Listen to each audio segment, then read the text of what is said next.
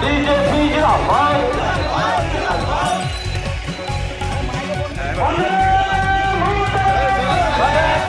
যারা নিজের যোগ্যতায় চাকরি পেয়েছিল, নিজের যোগ্যতায় যারা অধিকার পেয়েছিল, সেই অধিকারকে ছিনিয়ে নিচ্ছে মমতা ব্যানার্জি দুর্নীতিগ্রস্ত সরকার।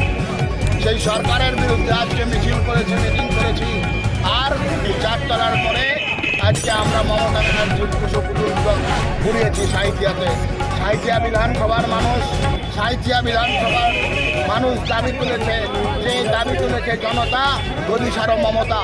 সেই মমতাকে গদি সারানোর জন্য আমাদের আন্দোলন, মমতার দুর্নীতির বিরুদ্ধে আন্দোলন, শিক্ষাক্ষেত্র স্বাস্থ্যক্ষেত্রকে বাঁচানোর দাবিতে আমাদের আন্দোলন।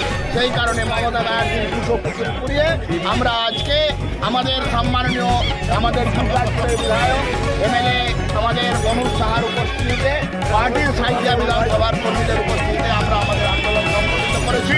তৃণমূল কংগ্রেসের সরকারকে যতক্ষণ পর্যন্ত আমরা বিদায় না করব, আমাদের লড়াই চলবে, আন্দোলন চলবে, রাজপথে চলবে। এবং আমাদের বিরোধী দলনেতা শুভেন্দু অধিকারীর নেতৃত্বে বিধায়কদেরকে নিয়ে বিধানসভায় এবং রাজপথে আমাদের লড়াই চলবে। আমাদের রাজ্য সভাপতি ডক্টর সুকান্ত মজুমদারের নেতৃত্বে দল ভারতীয় জনতা পার্টি যেমন পশ্চিমবাংলার আনাচে কানাচে আন্দোলন করছে, একইভাবে আমরা সংসদের ভিতরে বাইরে, বিধানসভার ভিতরে বাইরে আমাদের আন্দোলন করব। মমতা ব্যানার্জির সরকারকে যতক্ষণ আমরা ছুঁড়ে না ফেলতে পারছি, পদত্যাগ করাতে না পারছি, আমাদের আন্দোলন চলবে।